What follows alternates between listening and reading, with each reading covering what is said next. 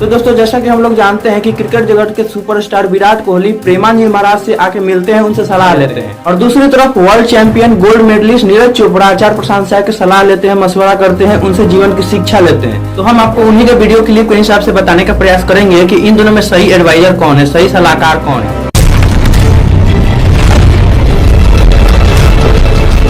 दोस्तों जैसा कि हम लोग जानते हैं कि आचार्य प्रशांत का YouTube पे लगभग 56 मिलियन से भी ज्यादा सब्सक्राइबर है और प्रेमानंद महाराज का 13 मिलियन से भी ज्यादा सब्सक्राइबर है। तो इसका मतलब ये हुआ कि उनको सुनने वाले लोग करोड़ों में हैं। तो वो जो सलाह देते हैं, वो जो एडवाइस देते हैं लोगों को, जो उस समय जो सेलिब्रिटी है उन लोगों को सलाह देते हैं, इसका प्रभाव पूरा दुनिया पे, पूरा समाज पे पड़ेगा। तो सबसे पहले हम लोग प्रेमानंद महाराज के बारे में जानते हैं, वो विराट कोहली को क्या सलाह देते हैं। प्रेमानंद महाराज विराट कोहली को कहते हैं कि मैं साधना कर करके लोगों को प्रसन्न करता हूं, लेकिन तुम क्रिकेट खेल खेल के लोगों को प्रसन्न करते हो। हम साधना करके लोगों को प्रसन्नता दे रहे हैं और ये पूरे भारत को प्रसन्नता एक खेल में देते हैं। ये तो यहाँ तक कह देते हैं कि इनका यही साधना है, तो इनके लिए यही साधना है। ये उनके तारीफ में कहते हैं कि अगर तुम विजयी हुए तो पूरा भारत में पटाखे छुटाए जाते हैं। अगर ये विजयी हुए तो हमारे पूरे भारत में पटाखे छुटाए जाते हैं। और ये तो ये तक कहते हैं कि तुम नाम जप कर रहे हो और तुम खेल खेल में लोगों को सुख पहुंचा रहे हो, तो ये भगवान की सेवा है। अगर इस सेवा में प्रवीणता पूर्वक ये संसार को सुख पहुंचा रहे हैं और नाम जप कर रहे हैं, तो ये भगवान की सेवा ही कर। ये तो यहाँ तक कह देते हैं कि तुम जो कर रहे हो बिल्कुल सही कर रहे हो, ऐसे ही रहना, बदलना मत, जो कर रहे हो बिल्कुल सही कर रहे हो। बिल्कुल ऐसे ही रहो जैसे रह रहे हो, बिल्कुल संसारिक बन करके रहो। समझ रहे हो ना दोस्तों, यहाँ पे केवल तारीफबाजी का खेल चल रहा है। ये बुढ़ऊ प्रेमानंद जी महाराज के मुंह में से थोड़ा सा भी एक शब्द नहीं निकला कि विराट कोहली तुम नालायक आदमी हो, तुम हरामी आदमी हो, तुम कितने नौजवानों की जिंदगी बर्बाद कर दिया, कितना घर बर्बाद कर दिया इसी क्रिकेट के चक्कर में।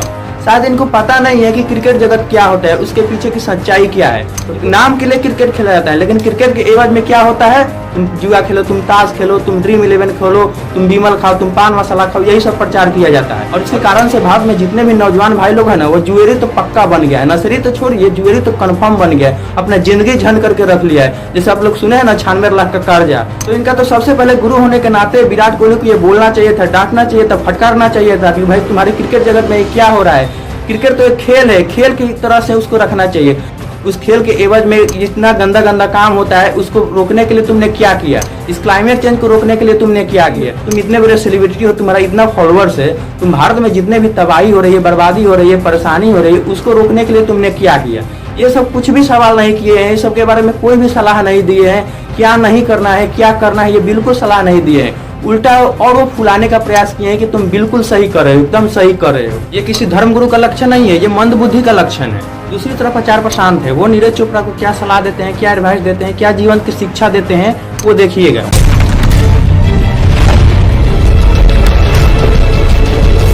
अच्छा नीरज, ये याद रखना कि क्या नहीं करना है।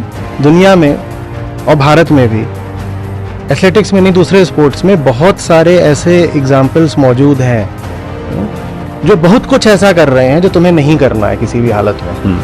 तुम्हारे पास अभी एक पावर आ गई है लोगों को इन्फ्लुएंस करने की, किसी भी हालत में वो पावर गलत दिशा में नहीं बहनी चाहिए। बिल्कुल। आज आप अगर देखोगे खासकर क्रिकेट में, तो वहाँ दिखाई पड़ता है कि अच्छा स्पोर्ट है अपने आप में, हमने परफॉर्म भी करा है, और उसमें बहुत सारे ऐसे प्लेयर्स हो गए हैं जो क्रिकेटर्स कम हैं और वो सेलिब्रिटी ज्यादा हो गए हैं। स्पोर्ट्स पर्सन रहना, सेलिब्रिटी मत बन जाना।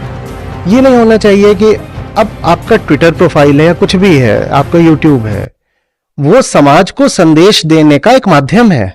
उस पर अगर सिर्फ एंडोर्समेंट्स पड़े हुए हैं, उस पर सिर्फ ये पड़ा हुआ है कि फलाना केक खरीद लो, फलानी शर्ट खरीद लो, फलाना ईयरफोन्स खरीद लो, और कई बार तो ये सब भी होता है, वो पान मसाला वो सब भी चल जाता है, वो सब नहीं होना चाहिए। आचार्य जी का साफ साफ कहना है कि तुम ये जुआबाजी, सट्टेबाजी, गुटखा, पान मसाला, ये सब का प्रचार बिल्कुल मत करना। आगे वो कहते हैं कि तुम ग्लैमर से बचना, लेकिन अच्छे प्रोडक्ट का प्रचार करना। ये नहीं कि प्रचार मत करना, लेकिन अच्छे प्रोडक्ट का प्रचार करना। और ये भी नहीं होना चाहिए कि किसी तुम पूंजीपति का, किसी उद्योगपति का तुम भाई टूल बन जाओ, प्रचार प्रसार करने का मशीन बन जाओ। उस ग्लैमर से थोड़ा बचकर चलना है।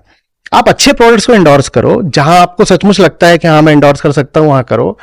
पर ये नहीं होना चाहिए कि मैं अब एक टूल बन गया हूं सिर्फ एंडोर्समेंट का, कैपिटलिज्म का, कमर्शियलिज्म का, चीजें बेचने का। हमको ऐड थोड़ी बनना है, हम स्पोर्ट्स पर्सन है, हमारी डिग्निटी है, हमें विज्ञापन नहीं बनना है। आगे आचार्य जी सलाह देते हैं कि तुम्हारी शारीरिक समस्याएं क्यों ना हो, अपनी कंपटीशन से पीछे मत हटना। इससे हमारे लाखों नौजवान भाइयों के पास बहुत ही पॉजिटिव संदेश जाएगा। बनना है जो भी करोगे अभी तुमको दुनिया देखेगी, भारत देखेगा।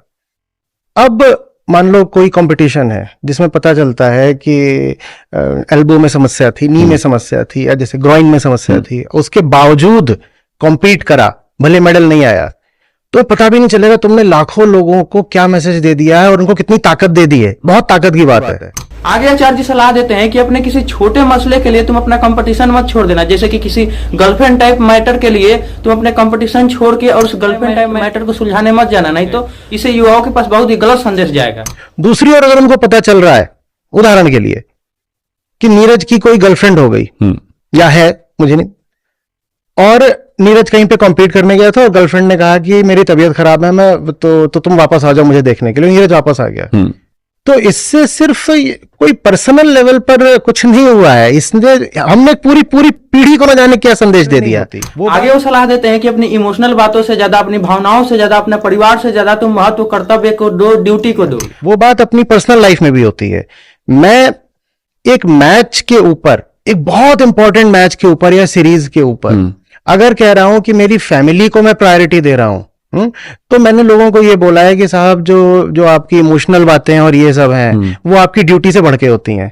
अब इमोशनल बातें ड्यूटी से बढ़कर होती हैं। यही बात अगर कोई सोल्जर बोलने लग जाए कि मैं बॉर्डर छोड़ रहा हूं, मैं तो इमोशनल हो रहा हूं, मैं घर जा रहा हूं, कोई डॉक्टर बोलने लग जाए मैं सर्जरी छोड़ रहा हूं, मैं इमोशनल हो रहा हूं, घर जा रहा हूं, तो क्या होगा?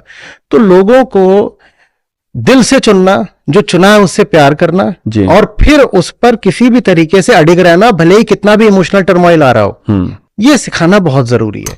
और अंत में इतनी अच्छी सलाह देते हैं ना कि आपको सुनकर एकदम दिल गदगद हो जाएगा। वो सलाह देते हैं कि तुम्हें क्लाइमेट चेंज के बारे में पता होना चाहिए, जो मास ऑफ एक्सटिंक्शन है उसके बारे में पता होना चाहिए, जो मांसाहार इतना बढ़ता जा रहा है उसके बारे में पता होना चाहिए, मांसाहार क्यों बढ़ता जा रहा है, ये क्लाइमेट चेंज क्यों हो रहा है, इतना गरीबी, भूखमरी, बेरोजगारी, तबाही, बर्बादी भारत में क्यों हो रही है, उसके बारे में पता होना चाहिए। और तुम्हारे पास इतना सोशल मीडिया पावर है, इतना फैन फॉलोइंग है, उसका इस्तेमाल तुम कर सकते हो लोगों को जागरूक करने के लिए, ये बताने के लिए कि भाई तुम्हारा कितना बुरा हाल है, इस देश का क्या हाल है, उसके बारे में क्या करना चाहिए। ये तुम लोगों को इन्फ्लुएंस कर सकते हो, बता सकते हो।